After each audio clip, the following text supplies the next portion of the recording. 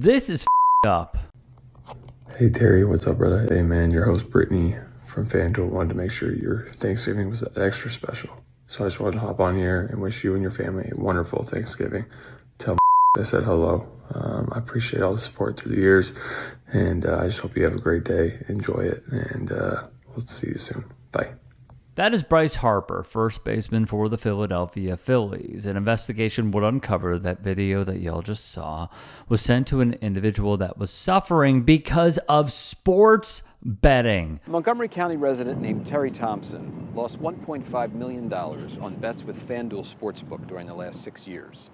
In February, Terry was diagnosed with a gambling addiction. While Thompson gambled away his family's life savings, he allegedly heard often from FanDuel employees. Thompson is now suing FanDuel along with Christopher Sage. They claim that their gambling habits blossom into full-blown addictions once DraftKings and FanDuel made microbets available. Thompson's attorneys allege that a FanDuel VIP employee enticed him to place more bets by giving him exclusive rewards, like a $500 bottle of champagne and tickets to 2 Super Bowls.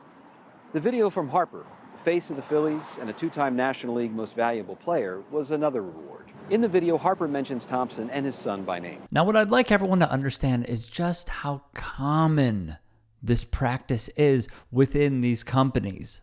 I was a customer account supervisor at one of the biggest gambling companies in the world. Customers would be categorized based on their profitability. So if a customer lost millions of dollars, they would be labeled a VIP, and only the best staff would talk to them. But if you were a problem customer, that meant that you were winning money. So you'd be labeled with a big badge that said that you're a problem, and that needs to be dealt with. It's just a scam. The fact that nobody can win, we only want losing customers. That's it. Vice News spoke with a former employee for one of the sports gambling companies who told all. That treatment of a losing customer sounds eerily similar to Terry Thompson. In March, attorneys for the Public Health Advocacy Institute filed a lawsuit on Terry Thompson's behalf against FanDuel and DraftKings. By then, Thompson was in deep financial ruin. He couldn't bear to tell his family the scope of his losses, so he texted his therapist and indicated that he was planning to take his life. Thompson is now undergoing treatment for gambling addiction. For the record, the Philadelphia Inquirer would post that video on July the 9th. Bryce Harper broke his silence days later on the gram. I joined Cameo to engage with fans through paid personalized videos. What happened here went beyond anything I knew about or approved, he wrote in a statement. In November 2024, someone identifying themselves only as Brittany submitted an order through Cameo for a personal holiday video for Terry. I didn't know this video would be used for commercial purposes. The request included a short script. I read it in good faith. FanDuel then puts its own logo on the video and used it as a gambling promotion. He'd go on to write, I did not know FanDuel would do this. I didn't consent to it, and FanDuel had no right to do it. Had I known FanDuel's true intent, I would not have made the video. For what it's worth, Harper's Cameo page shows that he charges anybody about $900 per video. And for that money, you could also get a video of him driving his car. Work hard, continue to work hard in the classroom as well. That's huge. And continue to try to be great. Strive to be great in all that you do, man. On the field, off the field, all of it. So I just want to tell you, have fun, enjoy it. This is such a great time for you going into high school. It's going to be so much fun to be able to play this game at that level. And I just want to tell you to enjoy it as much as possible, have fun. Ben Horney of Front Office Sports spoke with 2 sources on the matter who confirmed a FanDuel employee bought the video. The outlet then printed, FanDuel and Cameo have a partnership under which Cameo videos can be purchased for VIP bettors. They'd write 2 sources say the FanDuel employee provided a script for Bryce Harper, and they say the video that was purchased was a personal video, not a business video, which costs more money and comes with commercial use rights. Personal videos do not come with any commercial rights. We would also learn of more of the parties' involvement per Harper's own Instagram statement. He would provide a screenshot of the script he was given, which read, "Hey Terry, your host Brittany from FanDuel wanted to make sure your Thanksgiving was extra special, so I just wanted to hop on and wish you and your family a wonderful Thanksgiving." He would even feature the kid's name. The Athletic would then print that name. Representative from FanDuel, Brittany Morgan, who served as Thompson's FanDuel VIP manager. Now, Harper could potentially, though I don't think he will, pursue litigation against the sports gambling giant.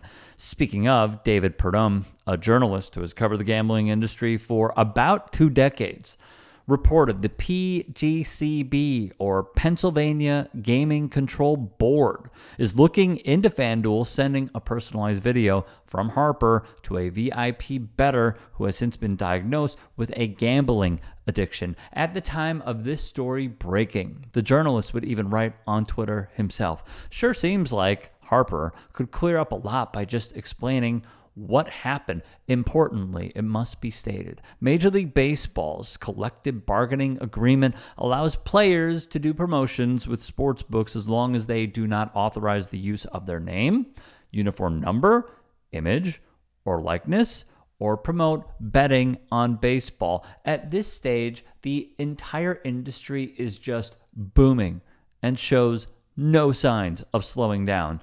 Just last year, it hit a record high revenue figure at $16.96 billion. But here's what I think about, okay? At what cost? How much do you estimate you lost? I think it's a little bit over 60. It's between 60 and 65,000. Did you have it to lose?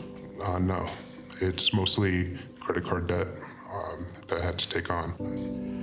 Now that you've stopped playing daily fantasy sports, are there triggers that you worry about? Anytime I see one of those commercials from FanDuel or DraftKings, I think about it. After I played FanDuel the first time, I was hooked. I start pacing back and forth. It's like the best adrenaline rush ever. Josh Adams says he feels the same.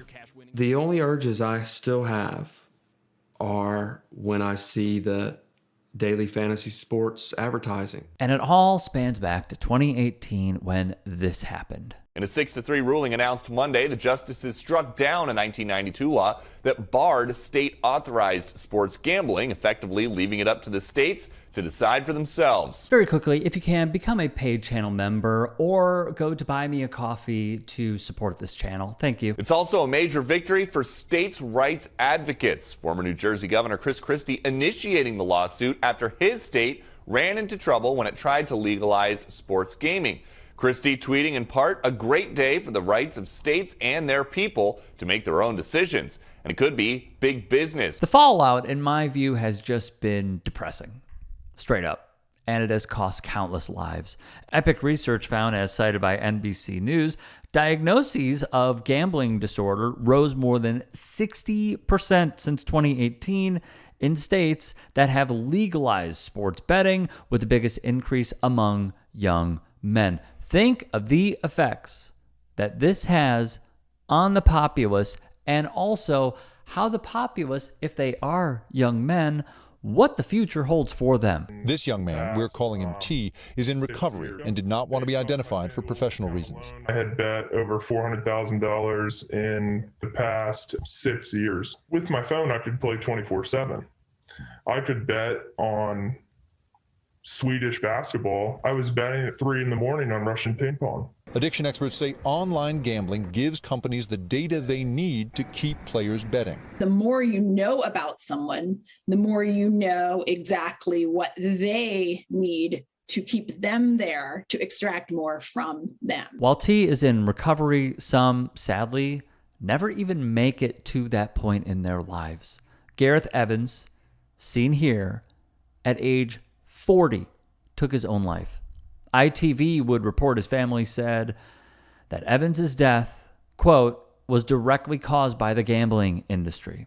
From the outlet, for 10 years, he struggled with gambling. And in a note to his family, he said it had caused him to suffer every day. He is not alone. It is not a one-off. Ali Long, pictured, also took his own life after his love of the sport fueled a gambling addiction that led him to bet with illegal offshore operators that prey on vulnerable people. A coroner has heard. That was from The Guardian at the time. Lee Adams, seen here, was also another sports gambler who took their own life. According to the University of Maryland, estimates for attempted suicide rates range from 4% to 40% or higher for individuals diagnosed with a gambling disorder. They continue. The National Council on Problem Gambling, through earlier studies, would determine 1 out of every 5 individuals with a gambling disorder had attempted to take their own life. Then it is also not just those wagering and losing money. It's also the athletes and how they are directly affected as well. Man, fucking green apple looking at, stupid big ass Timbs on, Jimmy Butler, man, they don't give a fuck you in that city. Stupid looking at, look at him. Mo Prane looking at, yeah. Bro, I put 3,000 to win 30. Why you ain't have 30 perks? Jimmy Butler, why you did not have a 30 perks? You were supposed to go over, bitch. You work for Vegas. You work for Vegas! How prevalent is the level of harassment of athletes they receive online from gambling interests? I very rarely have a sit down with a group of student athletes where somebody or some group of somebody's doesn't bring up the amount of harassment and the brutality of some of the stuff that comes across their phone, sometimes from bettors and sometimes from fans. I had like a bad game last year, and I just went into my DMs after the game. People telling me, I need to kill myself, and I wasn't, an athlete, stuff like that. Not just that, even potentially the outcomes of games. Since 1945, there have been 15 match-fixing scandals in college sports that involved organized crime.